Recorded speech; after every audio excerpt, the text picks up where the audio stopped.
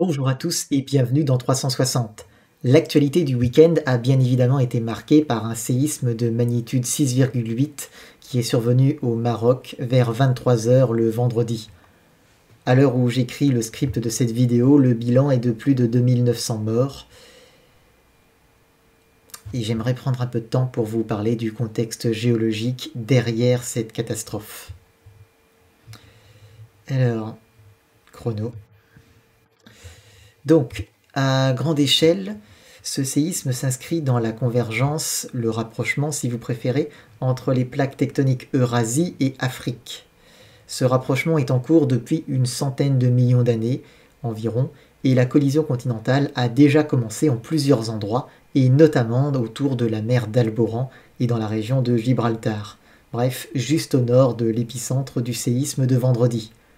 L'Alboran lui-même est un fragment d'un grand arc volcanique, un ensemble de terranes qui ont été arrachés au sud de l'Europe par la subduction de l'ancien océan Thétis, ouvrant derrière eux la Méditerranée occidentale moderne. Certains d'entre vous auront sans doute remarqué que c'est le même genre d'histoire qu'avec les terrasses uniques de la vidéo de la semaine dernière. Effectivement, sauf qu'ici, le fragment qui nous intéresse, l'Alboran, est venu se diriger vers l'Atlantique. Et il a donc dû s'infiltrer entre l'Ibérie et l'Ibérie qui est en fait une petite plaque continentale en partie séparée de l'Europe et de l'Eurasie en général, et l'Afrique. Et c'est pas passé. L'arc volcanique s'est encastré entre les deux plaques, un petit peu comme une voiture dans une rue trop étroite. Cela a d'ailleurs déclenché une terrible crise environnementale en Méditerranée, la crise messinienne. L'arc volcanique réduisait le volume d'eau parvenant à la Méditerranée depuis l'Atlantique, et celle-ci a alors perdu une grande partie de son eau par évaporation.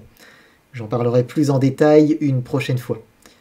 Et donc aujourd'hui, qu'en est-il ? Eh bien, le plus simple pour visualiser le mouvement des plaques, c'est d'utiliser le GPS.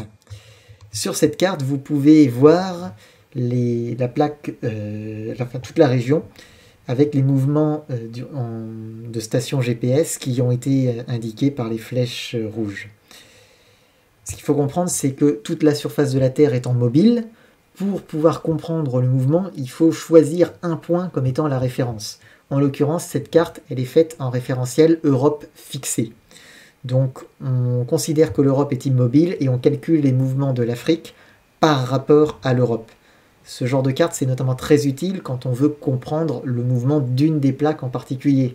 En l'occurrence, puisqu'on cherche à étudier un séisme qui est survenu au Maroc, en Afrique, ça nous intéresse d'avoir l'Europe comme référentiel fixe, étant donné que les deux plaques sont en train de rentrer en collision et que c'est ça qui cause la situation. Donc, ce qu'on peut observer, c'est que l'Alboran se déplace toujours vers l'ouest, malgré le fait qu'il se retrouve pris en étau, il ne s'est pas arrêté pour autant et toute la région continue de se déplacer en direction de l'Atlantique. Pourquoi l'Atlantique ? Eh bien aussi parce que l'Atlantique c'est un bord libre en fait. L'océan Atlantique, la plaque tectonique qui se trouve en dessous, offre moins de résistance que n'importe quelle plaque continentale située à proximité. Donc les océans agissent souvent comme une zone préférentielle pour accueillir le déplacement des plaques continentales. Le Maroc, lui, est lié à l'Afrique qui a tendance à remonter vers le nord-nord-ouest. Et comme vous pouvez le voir, il se déplace pas mal vers l'ouest quand même. Pourquoi ? Eh bien, parce que l'Alboran peut l'orienter un peu et aussi parce qu'il a le même bord libre que l'Alboran. Ce qui va donc l'inciter à se déplacer un peu plus vers l'ouest, quand il est pris dans la convergence entre les deux continents. Sauf que comme on peut le constater, le mouvement n'est pas uniforme. Déjà, ça va varier de 2 à 5 mm par an selon les stations, et globalement, il faut bien comprendre que si le raccourcissement global en nord-sud est lui aussi de 2 à 5 cm par an, il ne va pas être accommodé donc uniquement en un point précis. Ce qu'on va pouvoir voir, c'est que l'Alboran accommode le gros de la déformation. On le voit notamment au fait qu'il y a pas mal de séismes, avec notamment ce gros essaim ici, et même le séisme le plus fort enregistré dans la région qui s'est produit dans le sud de l'Espagne. très près de l'Alboran. Mais la déformation, elle va être étalée. Donc comme je dis, tout le Maroc a tendance à se déplacer un peu vers l'ouest, et globalement, en fait, la déformation va être accommodée du nord de l'Ibérie, jusque dans les Pyrénées, et au sud, jusque dans l'Atlas et l'Anti-Atlas au Maroc. Alors, pourquoi est-ce que la déformation va aussi être accommodée dans l'Atlas et l'Anti-Atlas, puisque c'est ce qui va nous intéresser ici? Pourquoi là en particulier, et pas plus au nord ici, pas plus au sud par là? Eh bien, c'est parce que la région de l'Atlas et de l'Anti-Atlas a été affectée au Mésozoïque par un épisode de rifting, autrement dit d'ouverture océanique. C'est celle de l'Atlantique en fait. Quand l'Atlantique a commencé à s'ouvrir, il ne l'a pas fait directement sur le tracé qui a donné l'océan qu'on connaît aujourd'hui. Il a essayé d'ouvrir plein de branches, un petit peu dans des directions différentes, ou alors dans des mêmes directions, mais parallèles les unes aux autres. Et chacune de ces branches a essayé de s'ouvrir, mais il n'y en a que quelques-unes qui l'ont emporté. Et dans toutes celles qui ne l'ont pas emporté, donc ce sont aujourd'hui des rifts avortés, des grabens. Ils existent toujours, et ils sont toujours bordés par les failles qui étaient associées à la déchirure. Et donc ces failles, désormais prises dans la convergence entre l'Eurasie et l'Afrique, elles se remettent à bouger.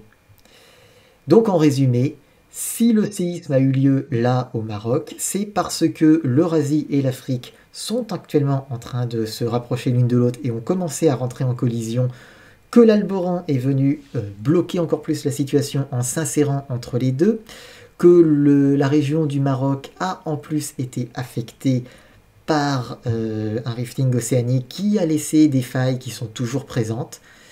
En bref, si le séisme est une tragédie humaine, certes, c'est aussi une suite de causalités somme toute banales pour notre Terre et sa tectonique des plaques. Pour ce qu'on en sait, ce genre de séisme semble se produire dans la région à peu près une fois par siècle. Voilà, c'est tout pour aujourd'hui. Puisse votre esprit demeurer vif et votre curiosité dénuée de toute limite. Et condoléances à tous ceux qui ont été affectés par la catastrophe.